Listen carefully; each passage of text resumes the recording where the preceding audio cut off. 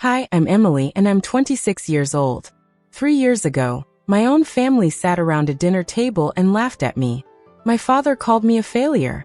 My sister called me delusional. My mother just shook her head and said nothing at all.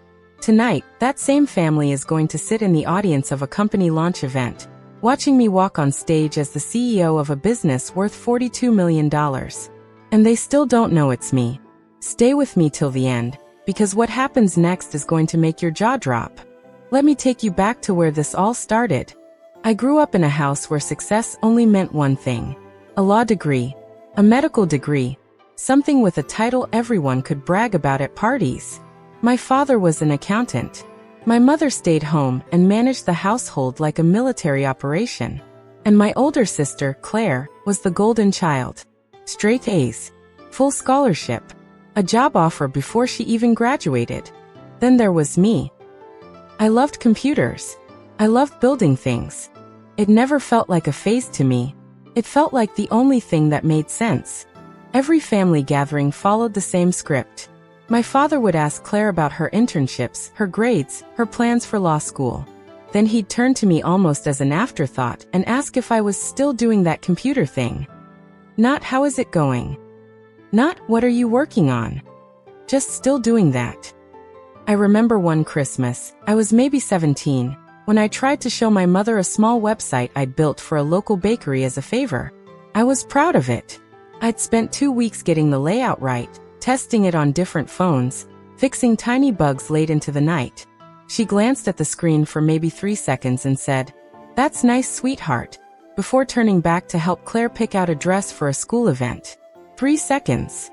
That's how long my effort held her attention. I don't say this to make my mother sound like a villain. She wasn't.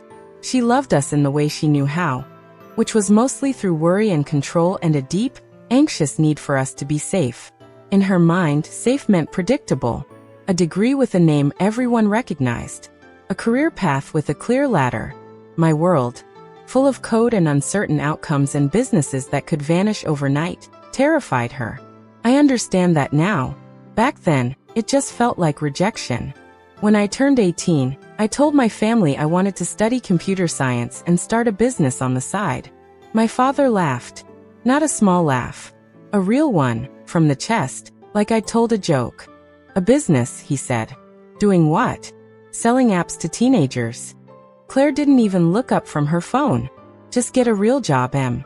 Not everyone gets to play entrepreneur." I remember sitting there, 18 years old, feeling smaller than I'd ever felt in my life. But something in me refused to believe them. Call it stubbornness. Call it stupidity. I call it survival. So I made a decision that night. I would never ask them for permission again.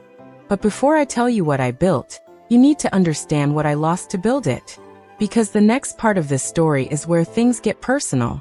And it's where everything started to unravel. I worked 2 jobs through university. Barista in the mornings, tech support in the evenings. Every spare hour after that went into building my own software product, a small tool that helped freelancers manage client invoices. It wasn't glamorous. It wasn't going to win any awards. But it was mine. My family didn't know I was building anything at all. I kept it quiet. Partly because I didn't want their opinions poisoning something fragile. Partly because I was scared they'd be right. My university room was small enough that I could touch both walls if I stretched my arms out. I kept a folding desk by the window because that's where the Wi-Fi signal was strongest. Most nights, I ate the same thing, plain pasta with whatever sauce was on sale, because groceries were a luxury I had to plan around, not something I could just decide on a whim. I remember one night in particular, it was raining hard outside, the kind of rain that hits the window like static, and I was debugging a payment integration that had been broken for 6 straight hours. I hadn't eaten since breakfast. My eyes burned from staring at the screen. And somewhere around 2 in the morning, the bug finally cracked open, and the payment went through on the test account. I sat there in the dark, alone, and cried. Not from sadness. From relief. From the strange, lonely joy of building something no one else believed in. Entirely by myself. Nobody was there to see that moment. No one clapped. No one told me they were proud. It was just me, a laptop, and the quiet certainty that I was building something real, even if I was the only one who knew it yet. For 2 years, I lived on almost nothing. I skipped nights out. I skipped birthdays. I skipped my own 21st because I couldn't afford the train fare home, and didn't want to explain why. My mother called that week, upset that I'd missed it. "Everyone was asking where you were," she said. "It's embarrassing, Emily. You need to get your priorities straight." I didn't tell her my priority was staying alive financially while I tried to build something out of nothing. I just said I was sorry and hung up, and went back to my laptop. By the time I was 23, my little invoicing tool had 11,000 active users. It wasn't making me rich, but it was making enough to quit my second job. For the first time in years, I had a Saturday off. I made the mistake of going home for that Saturday. I thought maybe, just maybe, I could tell them what I'd built. I thought maybe they'd be proud. I was wrong. And this is where the story turns. Dinner started normally enough. Claire had just been promoted to senior associate at her law firm. My parents couldn't stop talking about it. The salary, the corner office, the clients she was working with. I sat there, quietly proud of my sister, waiting for a gap in the conversation to share my own news. When it finally came, I told them. I told them about the software, the users, the revenue. I told them I had just resigned from my second job, because the business could finally support me. There was a silence at the table. The kind of silence that tells you everything before anyone speaks. Then my father put his fork down. "You quit a stable job," he said slowly. "For an app? It's not just an app, Dad. It's a real business. I have real customers." Claire scoffed. Actually scoffed, like I'd said something absurd. "You know most of these little startups fail within a year, right? What happens when this falls apart and you're 24 with no job history?" "It's not going to fall apart. You don't know that," my mother said, her voice sharp. "You've always been like this, Emily. Chasing things that feel exciting instead of things that are smart. When are you going to grow up and do something real with your life?" That word, real. As if what I'd built with my own 2 hands for 2 years straight wasn't real enough to count. I want you to sit with that feeling for a second. Because I think a lot of you watching know exactly what it's like to have people who are supposed to love you unconditionally, look you dead in the eye, and tell you that your dream is a waste of time. I left that dinner early. I didn't cry until I got to my car. But here's the thing about being underestimated by the people who are supposed to believe in you the most. It doesn't break you. Not if you let it do the opposite. It sharpens you. If you've ever had someone in your life tell you that you're not enough, drop a single word in the comments right now. Just one word. I want to see how many of us have lived this exact moment. Because what happened after that dinner is where this story stops being about hurt and starts being about power. I didn't argue with my family that night. I didn't send an angry text the next morning. I didn't post some passive-aggressive quote on social media hoping they'd see it and feel guilty. I did something far more dangerous. I went quiet. Silence, when it's chosen on purpose, is the loudest thing in the world. I stopped explaining myself. I stopped defending my choices at family gatherings. I stopped inviting the conversation about my business at all. When they asked how the little app thing was going, I'd just say, "It's fine," and change the subject. They assumed that meant I was struggling. They assumed my silence was shame. They had no idea it was strategy. Behind that silence, I was working harder than I ever had in my life. I brought on a technical co-founder, a quiet, brilliant woman named Priya, who had spent years at a major tech company before deciding she wanted to build something of her own. Together, we rebuilt the product from the ground up. We expanded from invoicing into full financial management for freelancers and small businesses. We raised a small seed round from investors who saw what my family refused to see. Every dollar of funding, every new client, every milestone I kept to myself. Not out of spite. At least, not at first. I told myself I was protecting my focus. Looking back now, I think some part of me was also protecting my heart. I didn't want to hand them another opportunity to tell me I wasn't enough. 2 years passed like this. 2 years of 18-hour days. 2 years of missed holidays, missed calls, missed birthdays that I made up excuses for. My family started to whisper about me at gatherings I skipped. I heard about it secondhand from a cousin. They thought I'd become distant, strange, maybe even a little lost. There were nights during those 2 years when I genuinely doubted myself. Nights when a client canceled a contract, or a server crashed during our busiest hour, or an investor took a meeting and then never called back. In those moments, my father's voice would creep into my head uninvited. A business doing what? Selling apps to teenagers. I'd sit with that voice for a minute, let it sting, and then I'd go back to the screen and keep working anyway. Not because I wasn't afraid he might be right, but because the only way to find out for certain was to keep going. Priya became the closest thing I had to family during that stretch. She'd worked in tech long enough to know what burnout looked like on my face before I did. Some nights she'd physically shut my laptop and tell me to go home and sleep. Other nights, when a deal was falling apart, she'd stay on the phone with me until 3 in the morning, running numbers, rebuilding a pitch, refusing to let either of us give up. She believed in what we were building with a certainty my own family never gave me. That mattered more than I think she ever realized.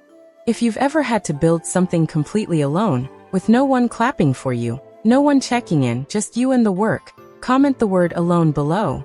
I want to know how many of you have lived through that kind of silence too, because I promise you, it does not last forever. Let them think that, I told myself. Let them believe whatever story makes sense to them. The truth will speak for itself eventually. And it did. Just not in the way any of us expected.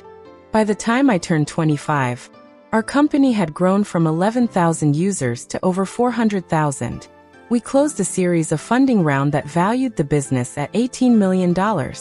I remember staring at the number on the screen the night the deal closed, and feeling nothing like triumph. I felt exhausted. Hollow. Like I'd been running a race for so long I forgot what the finish line was even for. That's the part nobody tells you about revenge. Even quiet revenge like mine. It doesn't heal you by itself. It just gives you the platform to finally be seen. What you do with that platform is a different story entirely. And what I did next is the part you're not going to expect. If you're finding this story compelling so far, make sure you're subscribed because the next part is where everything comes full circle, and I promise you it is worth the wait.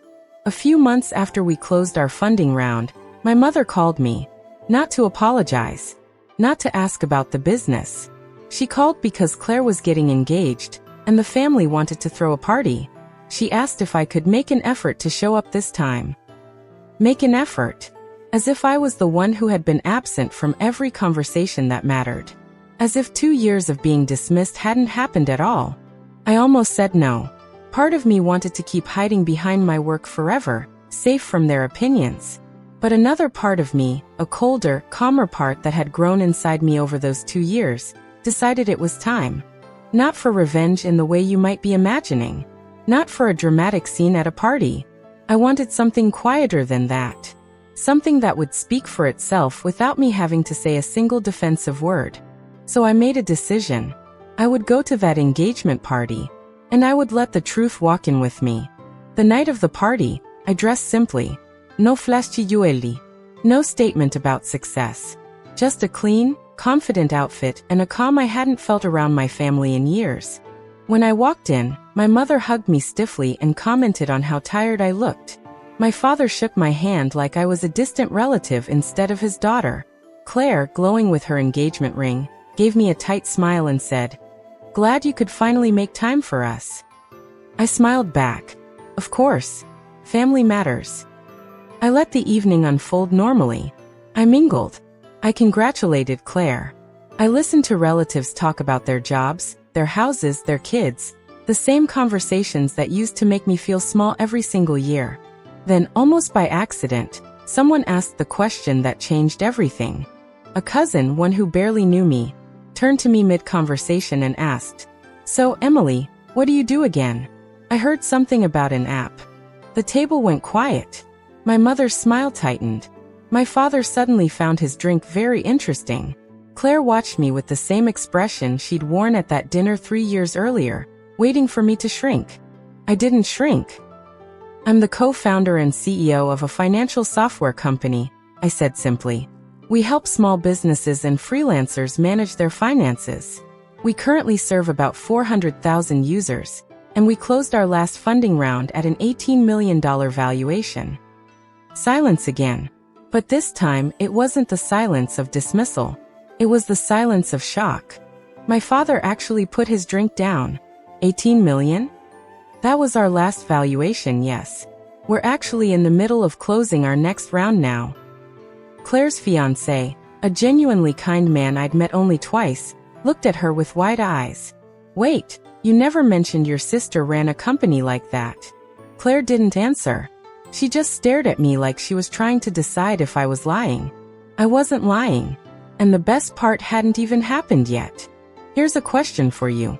If you were in that room, watching years of dismissal unravel in real time, would you have said more? Or would you have let the silence do the talking? Let me know in the comments, because what I did next surprised even me. I didn't glow, but you can't unring a bell like that. For the rest of the night, I watched my family recalculate everything they thought they knew about me. My mother kept glancing at me like she was seeing a stranger. My father tried, awkwardly, to bring up business a few more times, fishing for details he'd never bothered to ask about before. Claire pulled me aside near the end of the night. Why didn't you tell us? She asked, and for the first time in years, there was no edge in her voice, just something closer to hurt. I looked at her for a long moment before I answered. Because the last time I told you what I was building, you told me it would fail within a year. I didn't need permission to keep going. I just needed you to eventually see it for yourselves. She didn't have a response for that. Neither did I need one from her. I want to pause here, because I know some of you are expecting a big blow-up, a screaming match, a dramatic exit. That's not what this story is. Real revenge, the kind that actually satisfies you long after the moment has passed, rarely looks like chaos. It looks like quiet, undeniable proof. A few weeks after the engagement party, Claire called me. It was late on a weeknight, and her voice sounded smaller than I'd ever heard it. Can I ask you something? She said. And you promise not to make it weird? Sure. Were you ever jealous of me? Growing up, I mean, with all the attention I got. I thought about lying. It would have been easier. But I'd spent too many years being honest with strangers on investor calls to start being dishonest with my own sister now. Sometimes, I admitted. Not because I wanted your life. I just wanted them to look at me the way they looked at you. Even once. There was a long pause on the line. I didn't know it felt like that from your side, she finally said. I always assumed you just didn't care what they thought. I cared, I said quietly. I just stopped waiting for it. That conversation didn't erase 8 years of feeling invisible, but it cracked something open between us that hadn't been open in a long time. We started talking more after that. Not about business mostly, just about life. It was slow. It was awkward at first, the way any relationship is when you're relearning how to trust each other. But it was real, and for the first time, it felt like something we were both choosing, rather than something forced on us by holidays and obligation. But the story wasn't over yet, because 6 months later, something happened that none of us saw coming. Our company was preparing to launch a major new product update, the biggest one since we started. We planned a public launch event, the kind with press coverage, investors in the room, and a stage. My co-founder Priya insisted I be the one to speak. You built this from nothing, she said. You should be the one people see. I sent my family an invitation. Not out of a need for their approval anymore. I'd already stopped needing that. I sent it because some quiet part of me wanted them to witness, fully and completely, what 2 years of silence had actually built. They came. All 3 of them. My mother in her nicest dress, my father in a suit he probably hadn't worn since Claire's law school graduation, and Claire, sitting beside her now husband in the 3rd row. I stood backstage before the event, going over my notes one final time, when my mother found me. She looked nervous in a way I'd never seen from her before. I owe you an apology, she said quietly. We all do. We should have believed in you from the beginning instead of waiting for the world to prove us wrong. I didn't say it was fine, because it wasn't, not entirely. But I also didn't say anything cruel. I just nodded and said, Thank you for coming tonight. That matters to me. Then I walked on stage. I'm not going to pretend that speech was just about business metrics and product features, even though it was. Standing under those lights, looking out at investors, employees, press, and my own family sitting together in the third row, I felt something settle inside me that had been unsettled for years. I talked about the mission of the company. I talked about the team who had built it with me. And near the end, I said one thing that wasn't in my notes. 3 years ago, I was told I was wasting my time. Tonight, I'm standing here as the CEO of a company worth $42 million. I'm not sharing that to prove anyone wrong. I'm sharing it because somewhere out there tonight, someone is being told the exact same thing I was told. And I want them to know, the people who doubt you the loudest are rarely the ones who end up defining your story. The room applauded. I didn't look at my family's reaction in that moment. I didn't need to. I could feel it. After the event, my father approached me in a way he never had before, almost shy. I'm proud of you, he said. Just that. No conditions attached to it. No comparison to Claire. Just 4 simple words that had taken him 26 years to say. I won't tell you it fixed everything overnight. Relationships like ours don't heal in a single evening under stage lights. There were years of dismissal behind us, and it took real conversations afterward, uncomfortable ones, honest ones, to slowly rebuild something closer to real respect between us. But here's what I learned through all of it. And it's the reason I'm telling you this story tonight. The people who doubt you are not always cruel. Sometimes they're scared. Scared of paths they don't understand. Scared of risks they never had the courage to take themselves. That doesn't make their doubt hurt any less. But understanding it helped me let go of the anger I carried for years. What matters more than their doubt is what you decide to do with it. You can let it convince you to shrink. Or you can let it become the quiet fuel that keeps you working long after everyone else has gone to sleep.